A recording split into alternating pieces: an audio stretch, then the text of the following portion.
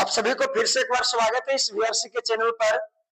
जैसा कि जो भी मेरे पुराने मित्रों, मेरे पुराने भाई, मेरे पुराने विद्यार्थी होंगे, उसको इस बात को जानकारी होगा कि केमिस्ट्री में हम लोग पी ब्लॉक तक हमने ऑब्जेक्टिव प्रश्नों का बिल्कुल बहुत बेहतर सिलेक्टेड ऑब्जेक्टिव सवालों को जो है पूरी व्याख्या के साथ हमने देखा था।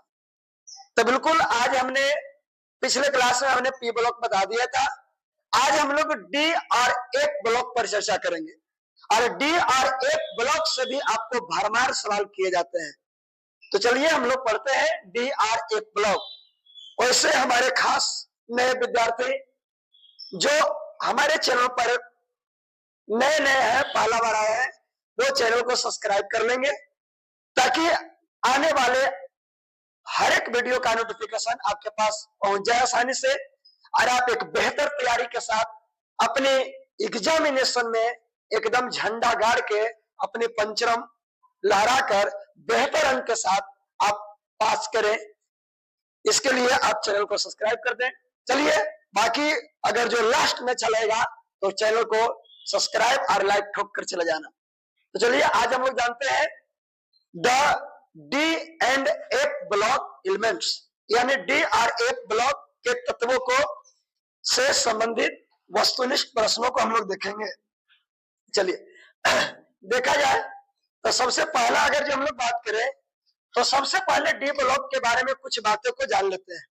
ये आपका आवर्त सारणी रहा, ये आपके आवर्त सारणी। इस आवर्त सारणी में यदि बात किया जाए, इस आवर्त सारणी में यदि बात किया जाए, इस आवर्त सारणी में बात हम लोग करें तो आप देखेंगे ये आवर्त सारणी है और ये जो पहला और दूसरा जो पड़ता है, पहला और दूसरा ग्रुप, इस बात को भी जानकारी होना चाहिए कि जब इधर हम लोग बढ़ते हैं तो इसको हम लोग ग्रुप कहते हैं।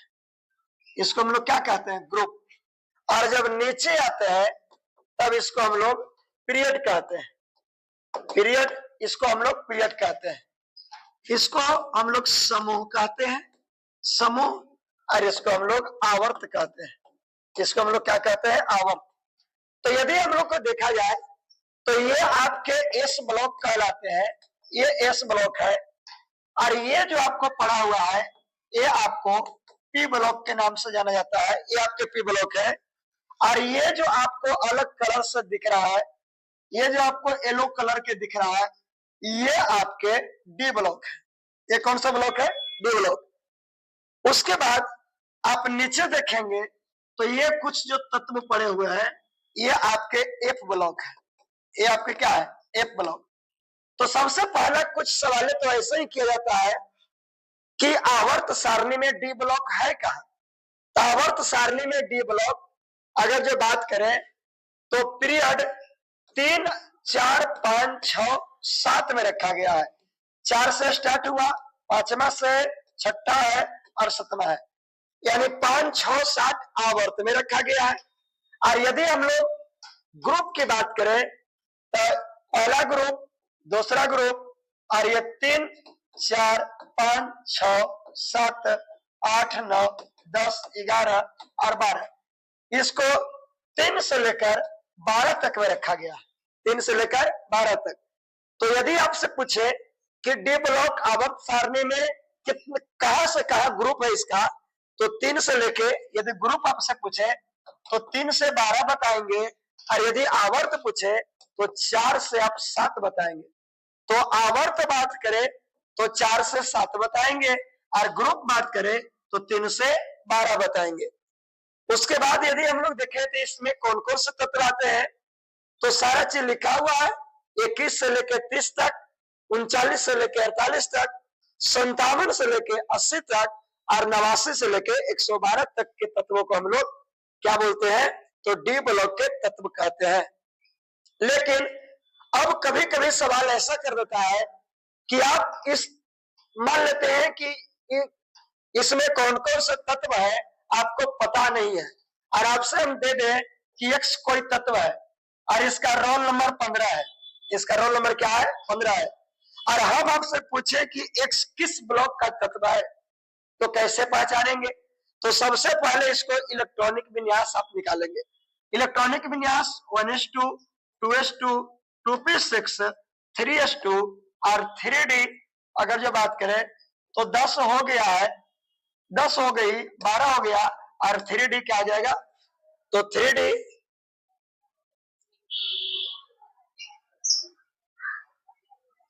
क्या हो जाएगा? 1s2, 2s2, 2p6, 3s2 और 3p सॉरी यहां पे हम निकालेंगे।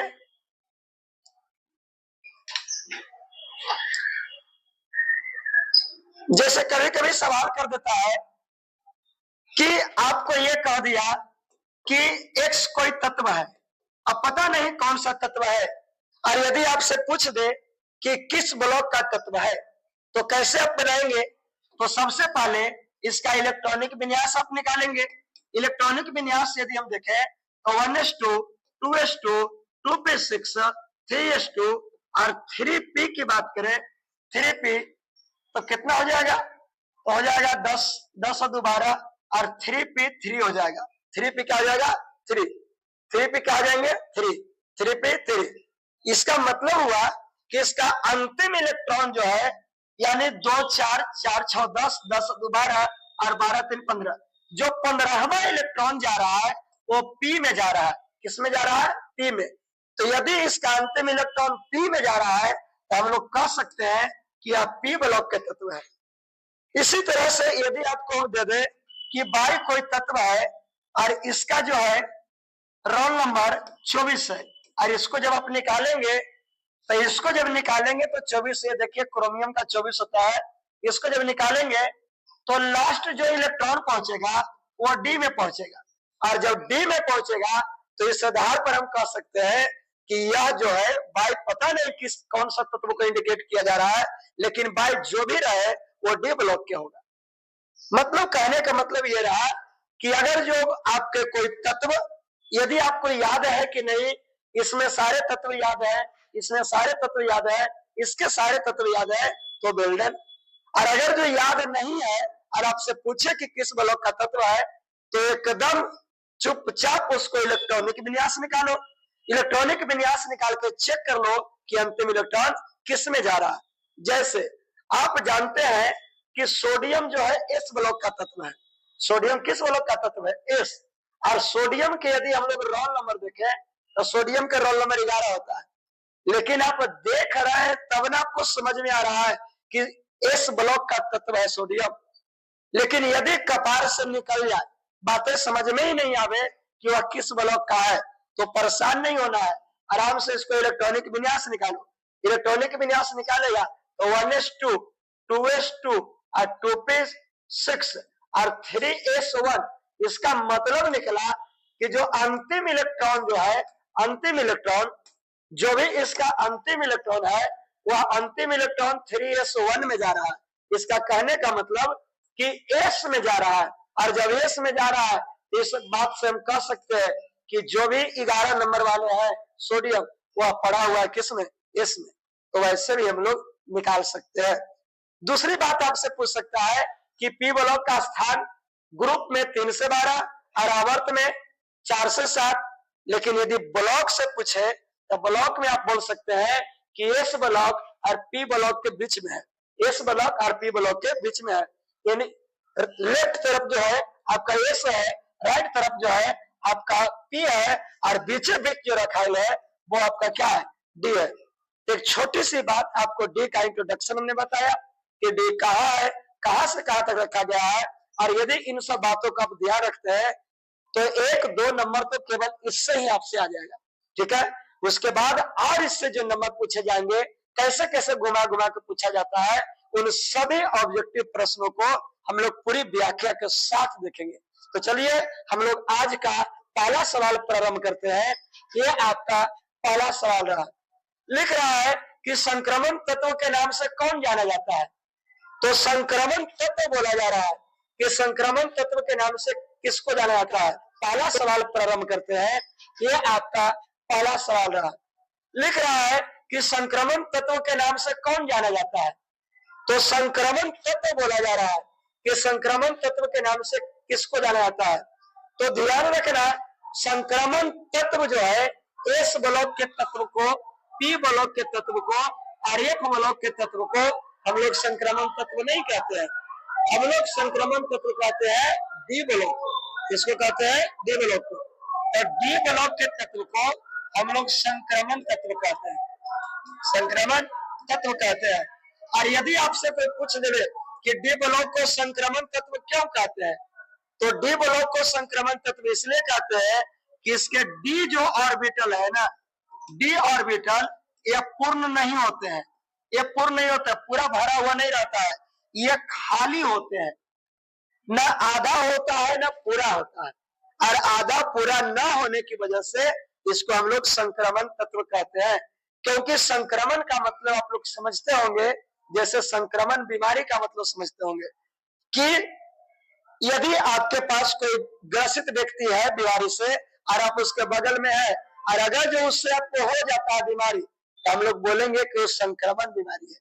उसी तरह से इसमें है कि डी ऑर्बिटल अपूर्ण होने की वजह से या एस और पी वाले ऑर्बिटलों से अस्थायी होने के लिए इलेक्ट्रॉन को लेने लगता है, और जब इसे लेने लगता है तो हम इसको कहते हैं कि यह पूरा नहीं है, यह जो है संक्रमण है, इसमें प्रवेश करने वाले गुण पाए जाते हैं, तो इसीलिए इसको संक्रमण तत्व कहते हैं।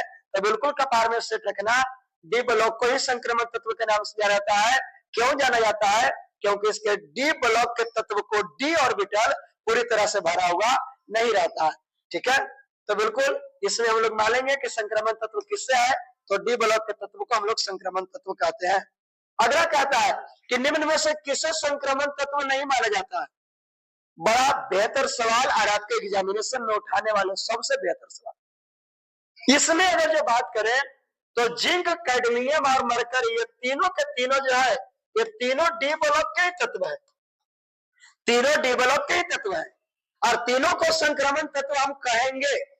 लेकिन समस्या यह है कि अभी जैसा कि हमने कॉन्सेप्ट आपको अभी दिया कि संक्रमण तत्व इसलिए बोला जाता है कि इसके डी उपकक्षा में पूर्ण इलेक्ट्रॉन नहीं होते हैं। लेकिन ये जो तीनों तत्व है ना, ये तीनों तत्व के डी उपकक्षा पूरी तरह से भरा हुआ है, और जब पूरी तरह से भरा हुआ है इसका मतलब कि बाहर से लेन देन नहीं करेगा, और जब बाहर से लेन देन नहीं करेगा इसको संक्रमण तत्व में गिनती नहीं करते हैं। और केवल यही 4 है, 3 है जिसके संक्रमण तत्व में गिनती नहीं किया जाता है। तो बिल्कुल कपार में सेट रखना, यदि आपसे पूछे कि कौन संक्रमण तत्व है, नहीं है, तो जिंक, कैडमियम और मरकरी संक्रमण तत्व नहीं माना जाता है। जैसे अगर जो इसको हम लोग समझे तो यहाँ पे देख सकते हैं कि ये रहा जिंक, और जिंक के रोल नंबर होता है 30, और इसका इलेक्ट्रॉनिक विन्यास निकालेंगे तो देखिए D10 है, D क्या है? 10 है, तो D को 10 इलेक्ट्रॉन ही चाहिए और D को 10 इलेक्ट्रॉन मिला हुआ है, यानी D ऑर्बिटल खाली होना चाहिए था, और खाली रहता तो संक्रमण तत्व में गिनती हम करते, लेकिन D ब्लॉक भी भरा हुआ पूरी तरह से, इसीलिए इसको संक्रमण तत्व में गिनती नहीं करते हैं। तो संक्रमण तत्वों में घर में रहने के बाद भी ये संक्रमण तत्व में गिनती नहीं आता है। ठीक उसी प्रकार से जिस प्रकार से आपके घर के दादाजी एक बहुत अच्छे व्यक्ति थे, पिताजी एक बहुत अच्छे व्यक्ति थे, लेकिन उसमें वो चचा जो था ना, वो हरामी क्या करता था कि सब आदर्श था लेकिन वो गधा चोर था, और जब वो चोर है तो लोग कभी कभी कह देता है कि तो ऐसा है ना जैसे लगता है कि हमारे घर के है ही नहीं। तो हमारे घर के नहीं, इसका कहने का मतलब क्या है कि जो गुण आपके वंश में पाए जाते हैं, आपके पीढ़ियों में पाए जाते हैं, वो गुण इसमें शामिल नहीं है, इसलिए उसको घर से बेदखल भी कभी कभी कर दिया जाता है।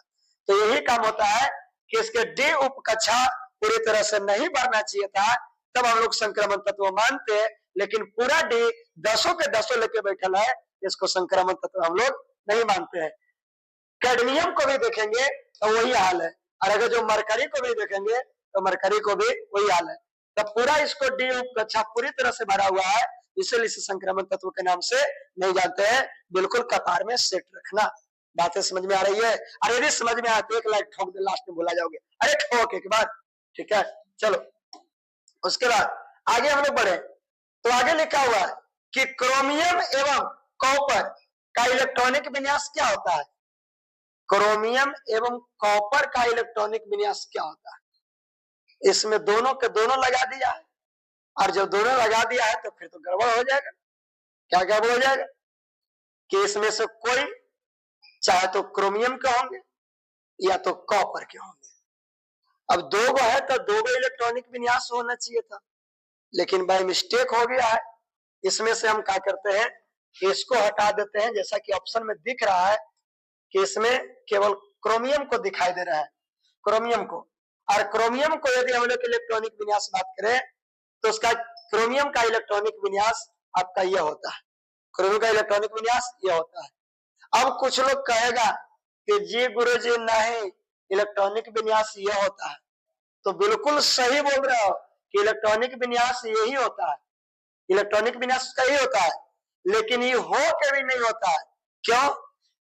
क्योंकि यदि हम लोग बात करें तो लिखा हुआ 3D4 और लिखा हुआ 4s2 और नीचे लिखा हुआ 3D5 और लिखा हुआ 4s1।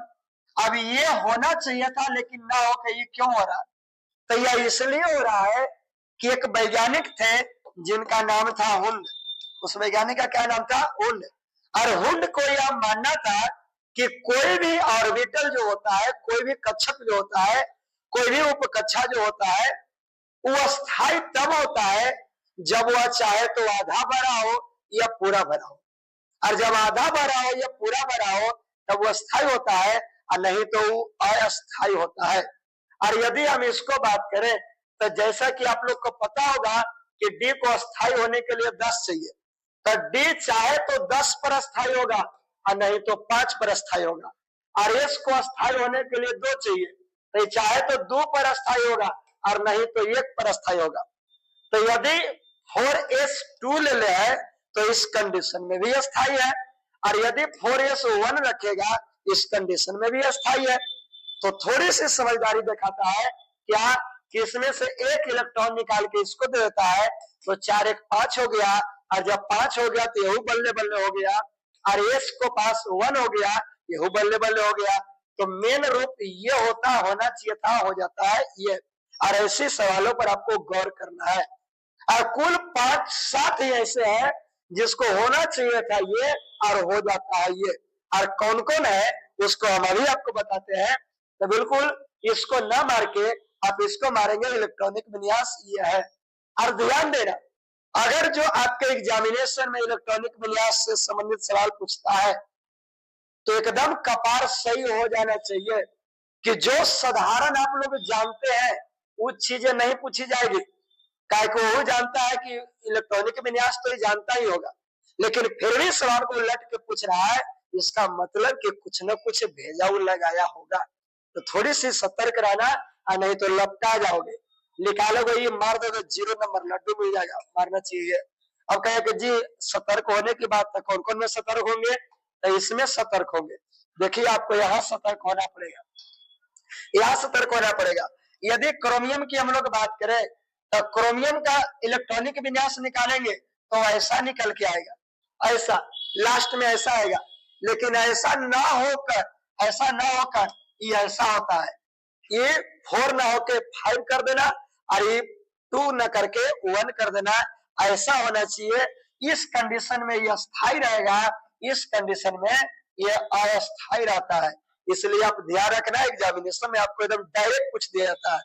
जो इसी तरह से आपके कॉपर है तो कॉपर को 3D9 होना चाहिए, 9 अस्थायी होने के लिए चाहिए 10।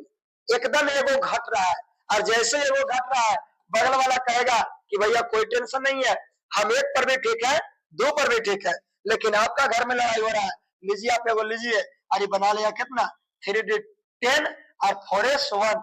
तो होना चाहिए था ऐसा, लेकिन ऐसा ना होकर आपको ऐसा रहेगा। तो ऐसा ऑप्शन में रहेगा तभी मारना, ई वाला को नहीं मार देना, तो एकदम बड़ा सा मोतीचूर का लड्डू मिलेगा। ठीक है, इस बात को ध्यान देना। अगर जो हम लोग इसको बात करें इसको, तो इसको लास्ट में ये होगा 4D4 और 5s2 होगा। लेकिन ऐसे ना होके आपको हो जाएगा कौची, तो 4d5 और 5s1 हो जाएगा। तो ये वाला ना होके ये हो जाएगा, ये वाला ना होके ये हो जाएगा। हालांकि जब इलेक्ट्रॉनिक विन्यास निकालेंगे तो आपको यही सीरीज मिलेगा, लेकिन ऐसा ना होके ऐसा हो जाता है। यही सब अपवाद में आता है जो नियमों को विरुद्ध काम करता है। यही लिखा हुआ है यहाँ पर अपवाद। यहाँ पे लिखा हुआ है एजी। अगर जो सिल्वर की बात करें तो सिल्वर का इलेक्ट्रॉनिक विन्यास निकालेंगे तो ऐसे होगा, लेकिन ऐसे ना होके ये ऐसे हो जाएगा, ये सही है।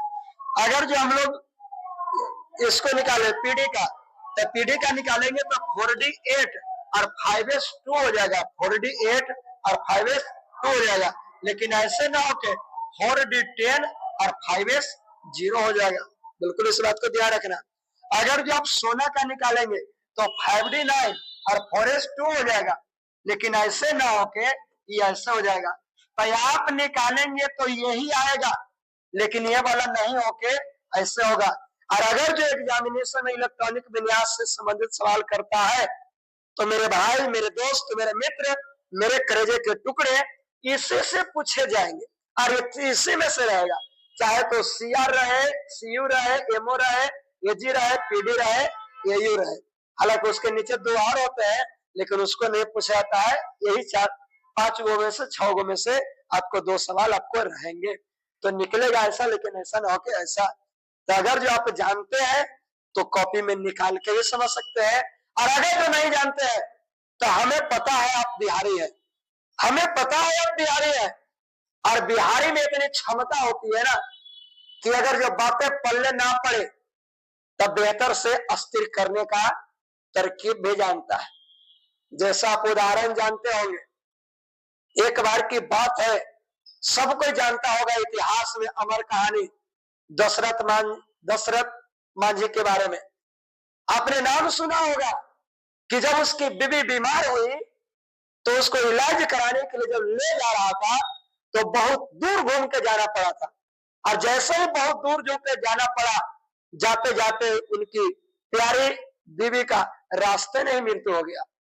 लेकिन एक बार दिमाग खटका, ये पत्थरवा की वजह से दिमाग खराब हुआ है, अपनी पूरी ताकत और पूरी जोश के साथ उस पत्थर को सीना चीर के पूरा रास्ता बना के धर दिया। तो उसमें उतनी पावर थी कि जब तक तोड़ा नहीं, जब तक छोड़ा नहीं। और आप में भी इतनी क्षमता है, तो आप भी ठान लो कि जब तक एकदम याद नहीं कर ले, जब तक हम समझ न जाए, जब तक इसको छोड़ने वाले नहीं है। क्योंकि उनका भी क्या नाम था, जब तक तोड़ेंगे नहीं तब तक छोड़ेंगे नहीं। ठीक है, तो अगर जो बात पल्ले पड़ती है तो बहुत बढ़िया, ना होती है कपारे में सेट कर लो कि ऐसा होता होगा। ठीक है, चलो उसके बाद आगे की बात करें तो आगे कहता है कि डी ऑर्बिटल का आकार कैसा होता है। तो यदि डी ऑर्बिटल की आकार बात करें तो D orbital, S orbital, P orbital, ये सभी का होता है, ये सभी का। तो यदि हम लोग गोलीय बात करें तो गोलीय होता है एस का, और अगर जो हम लोग पी का बात करें तो यह होता है ऐसा, और अगर जो डी का बात करें यह होता है ऐसा। यानी गोल आकृति होता है इस ब्लॉक का, इसको गोलीय कहते हैं। और डम्बल जैसन, डमरू जैसन पाया जाता है केकर, तो पी ब्लॉक का। और डबल डमरू जैसन पाया जाता है केकर, जो है डी ब्लॉक का। अब कैसा, तो सबसे पूछा है डी का, तो हम लोग डी डबल डम्बल मारेंगे।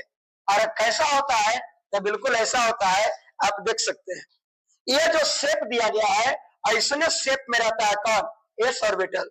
और एकदम डमरू जैसन दिखता है कौन, पी ऑर्बिटल। एकदम दूधों को डमरू जैसा दिखता है कौन, डी ऑर्बिटल। तो यहाँ पर सवाल आपसे पूछा गया है कि डी ऑर्बिटल का आकार कैसा होता है। तो डी ऑर्बिटल का आकार डबल डम्बल जैसा होता है, जैसा कि आप यहाँ देख रहे हैं। एस ब्लॉक है, E block, sorry S orbital है, पी ऑर्बिटल है और डी ऑर्बिटल है। तो डी ऑर्बिटल का डबल डम्बल पाया जाता है, इसको जो है सिंगल डम्बल पाया जाता है, और यह जो है गोलीय पाया जाता है। ठीक है, उसके बाद यदि हम लोग बात करें तो कौन सा संक्रमण तत्व कमरे के ताप पर द्रव अवस्था में पाया जाता है। बहुत बढ़िया सवाल है मेरे मित्र, मेरे भाई, बहुत बढ़िया सवाल है। यदि हम लोग इसको बात करें तो ये रहा आपके डी ब्लॉक, और डी ब्लॉक में जितने भी तत्व है ये सब धातु है, ये सब के सब धातु है। और धातु होने की वजह से एकरा में धातुई बंधन पाए जाते हैं, मेटालिक बॉन्ड पाए जाते हैं। और मेटालिक बॉन्ड पाए जाने के कारण इसके द्रव्यनांक क्वथनांक अति उच्च होता है। इसको गलाना, पिघलाना, जमाना बड़ा मुश्किल हो जाता है डी ब्लॉक को, क्योंकि इसमें धातुई बंधन पाए जाते हैं। ठीक है, लेकिन यदि बात करें तो इसी में से वो शामिल है मरकरी, Hg, इसी में से शामिल है एक मरकरी। और मरकरी मतलब पारा, अब पारा मतलब वही जो आपके थर्मामीटर में डाला रहता है, उसी पारा की बात कर रहे हैं। और वो पारा डी ऑर्बिटल में होने के बावजूद भी पिघला हुआ रहता है। उसमें देखना कमरा के ताप पर पिघला रहता है। कभी कभी जब मौसम में गर्माहट आ जाती है तो पारा ऊपर चढ़ जाता है, डॉक्टर लगाने से पहले उसको झाड़ता है तो वो द्रव अवस्था में आ जाता है। लेकिन सभी जो संक्रमण तत्व है वो सब कठोर रहता है, क्वथनांक, द्रव्यनांक सब उच्च होता है, क्योंकि धातुई बंधन पाए जाते हैं। ठीक है, तो यहाँ पर आपसे सवाल किया जा रहा है, क्या सवाल कर रहा है कि कौन सा संक्रमण तत्व, मतलब है संक्रमणीय तत्व, है संक्रमणीय तत्व, वो डी ऑर्बिटल का है, लेकिन कमरे के ताप पर कुछ रहता है द्रव अवस्था में, तो कमरे के ताप पर द्रव अवस्था में रहता है कौन, मरकरी। एकदम दिमाग में सेट रखना मेरे भाई, एकदम आपके एग्जामिनेशन में एकदम भैंसी का सिंह जैसा लड़ जाएगा। उसके बाद बात करेंगे तो संक्रमण तत्वों को आवर्त सारणी में स्थान कहाँ दिया गया है, अभी हमने चर्चा किया था, अभी हमने चर्चा किया था मेरे भाई, अभी चर्चा किए थे कि अगर जो ग्रुप की बात करें तो 3 से लेके 12 तक, और आवर्त की बात करें तो 4 से लेके 7 तक। तो ग्रुप चर्चा किया गया है तो 3 से 12, 3 से कहा 12, 3 से 12 याद रखेंगे हम लोग, 3 से 12 किधर है, ये रहा 3 से 12। तो यहाँ बोला जा रहा है कि संक्रमण तत्वों को आवर्त सारणी में स्थान कहा दिया गया है, तो बिल्कुल बेहतर 3 से 12, और 1 से 18 तो पूरा आवर्त सारणी है। 1 से 2 ये एस है, 1 से 2 कौन है एस, और 13 से लेकर 18 ये पी है, और ये तो पूरा टेबल ही है, ये पूरा टेबल ही है। और ये वाला जो है ना ये आपके डी है। तो यदि आपसे एस का है तो 1 2, और पी का है तो 13 से लेकर 18, और डी का है तो 3 से लेकर 12, अब पूरा टेबल में 18 ग्रुप है। ठीक है, इस बात को ध्यान रखना। अगला बात करें तो रंगीन यौगिक का निर्माण करता है, बहुत बढ़िया सवाल, डायरेक्ट एग्जामिनेशन हिट करता है मेरे मित्र, डायरेक्ट हिट करता है। कहे कि जी कैसे कैसे बनाएंगे इसको हम लोग, तो डी ब्लॉक के जितने भी तत्व होते हैं उसके डी कक्षा अपूर्ण होते हैं, और अपूर्ण होने की वजह से संक्रमण तत्व माने जाते हैं, और जितने भी संक्रमण तत्व है वो रंगीन यौगिक का निर्माण करता है। तो संक्रमण तत्व ही रंगीन यौगिक का निर्माण करता है, और संक्रमण तत्व हम लोग एस ब्लॉक को कहते हैं, कि पी ब्लॉक को कहते हैं, कि डी ब्लॉक को कहते हैं। तो कहे कि जी अभी आप बताए थे कि संक्रमण तत्व हम लोग डी ब्लॉक को कहते हैं, तो डी ब्लॉक के तत्व जो है रंगीन यौगिक का निर्माण करता है, एकदम ध्यान रखना। उसके बाद कहता है कि निम्न में किसे मुद्रा धातु कहा जाता है, ये गलत लिखा हुआ है, मुद्रा नहीं मृदा धातु, मृदा धातु कहने का मतलब इसको इंग्लिश में हम लोग अर्थ मेटल कहेंगे। कौन सा मेटल, अर्थ मेटल मतलब धरती से जो निकाली जा रही है, धरती वाला जो है बात कर रहा है, तो धरती से खोद कर अगर जो निकाली जाती है, निम्न में किसे, ओहो ठीक लिखा हुआ, सॉरी ठीक लिखा हुआ है, सवाल बिल्कुल बढ़िया है ना। निम्न में किसे मुद्रा धातु कहा जाता है, मुद्रा लिखा हुआ, मुद्रा, और मुद्रा मतलब सिक्का, रुपया, धन, किसको बनाया जाता है, तो सिक्का की बात करेंगे तो लोहा है, तो लोहा के वजह से ही नहीं बने, लोहा के सिक्का बना है, लोहा का सिक्का नहीं बनता है। और अगर यहाँ बात करेंगे तो कॉपर का तो बनता है, ये जिंक का नहीं बनता है, जिंक बेकार है। और अगर जो इसमें बात करेंगे तो कॉपर और चांदी ये दोनों का बनता है, पहले चांदी कॉपर के सिक्के अवेलेबल, ये तो कॉपर का आता ही है ना, अभी आता है, चलिए, लेकिन क्रोमियम का नहीं आता है। और जो 3 ऑप्शन कट गया है इसका मतलब आपको बेहतर ये जाएगा, तो कॉपर के भी सिक्के बनाए जाते हैं, आपको चांदी के तो और बेहतर है। जैसे ही दीपावली का मौसम आता है तो धनतेरस पर ऑफर निकलता है कि चांदी का वो सिक्का गिफ्ट किया जाएगा, तो ये मतलब मुद्रा उसके बनाया गया है, ये मुद्रा। और सोना के हमारे जितने भी राजा महाराजा हुआ करते थे ये सब अपने राज्य दरबार में सोने का ही सिक्का चलाया करते थे, तो सोना का भी सिक्का बनता है, मुद्रा बनता है, चांदी का ही बनता है, कॉपर का ही बनता है। तो बिल्कुल मेरा ऑप्शन आपका डी रहा। कौन सा मुद्रा है? थोड़ी सी गलतफहमी की वजह से दिक्कत हो रहा था। चलिए अगला है संक्रमण धातु। संक्रमण धातु, संक्रमण धातुओं में चुंबकीय गुण पाए जाने के कारण क्या है? बिल्कुल बहुत बढ़िया सवाल है ना। कोई भी पदार्थ चुंबकीय गुण तब दर्शाता है जब उसमें उपस्थित ऑर्बिटलों में इलेक्ट्रॉनों की संख्या पूर्ण ना हो, अपूर्ण हो, खाली हो, अनपेयर्ड हो। और अनपेयर्ड रहेगा ना तो उसमें चुंबकीय गुण आ जाएगा। तो अनपेयर्ड इलेक्ट्रॉन होने की वजह से, अनपेयर्ड इलेक्ट्रॉन होने की वजह से उसे हम लोग क्या कहते हैं? तो उसमें चुंबकीय गुण पाया जाता है अनपेयर्ड इलेक्ट्रॉन की वजह से। अगर जो पेयर हो जाएगा तो वो नहीं होगा। जैसे मान लेते हैं कि ये आपके हमने बना दिया पी ब्लॉक, ये पी ब्लॉक, तो पी ब्लॉक में कुल 6 इलेक्ट्रॉन होते हैं। और यदि 6 के 6 इसको मिल जाएगा तो जिस तत्व में पी ब्लॉक पूरी तरह से भर गया है इसमें चुंबक वाले गुण नहीं पाए जाएंगे। लेकिन यदि ऐसे हो जाए इस तरह से कि सिंगल सिंगल इलेक्ट्रॉन एक तरफ संरेखित हो जाए तो एक में चुंबकीय गुण पाया जाएगा, इसमें चुंबकीय गुण पाया जाएगा। तो अनपेयर्ड इलेक्ट्रॉन रहता है कितना में? डी ब्लॉक के तत्वों में, इसीलिए एक में चुंबकीय गुण पाया जाता है। बिल्कुल कपार में सेट रखना। अब कहेगा कि जी गुरुजी एक बतिया भी समझ में आया कि आप बोल रहे थे कि जिंक, कैडमियम और Hg को संक्रमण तत्व नहीं कहते हैं तो कार्यक्रम में चुंबकीय गुण नहीं पाया जाता है। तो बिल्कुल तो सही समझा, एक में चुंबकीय गुण नहीं पाया जाता है क्योंकि डी ब्लॉक पूरी तरह से क्या है? भरा हुआ है, बगल में एस भी भरा हुआ है, इसमें चुंबकीय गुण नहीं पाता। तो इसमें चुंबकीय गुण नहीं पाता है, बाकी डी ब्लॉक के तत्वों में चुंबकीय गुण पाया जाता है अनपेयर्ड इलेक्ट्रॉन की वजह से। हाँ अच्छा, यहाँ मृदा धातु था। मृदा तत्व के नाम से कौन सा तत्व को जाना जाता है? तो मृदा तत्व जैसे बोले मेरे भाई, मेरे दोस्त, मेरे करेजे के टुकड़े, जिगर के छल्लो, जैसे ही बोले मृदा तत्व क्या कहते हैं? तो मृदा तत्व का मतलब होता है कि वैसा तत्व जो पृथ्वी से खनन करके निकाला गया हो। और ऐसे तो निकाले जाते हैं और सब तत्व, लेकिन जितना भी आपको एक ब्लॉक के तत्व है ना, ये एक ब्लॉक के जितने भी तत्व है ये सब के सब मृदा तत्व के नाम से जाने जाते हैं। तो मृदा तत्व के नाम से जाने जाते हैं।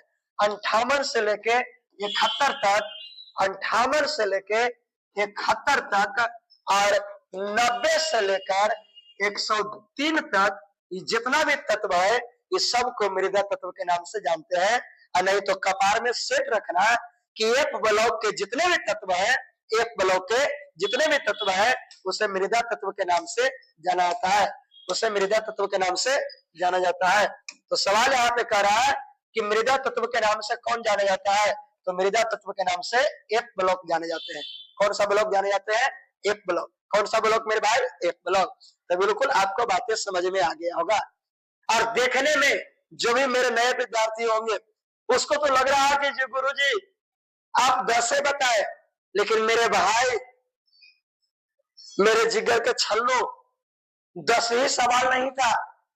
यदि आप सही मायने में समझे ना तो कुल आप 40-45 सवाल आप समझ चुके हैं। क्यों?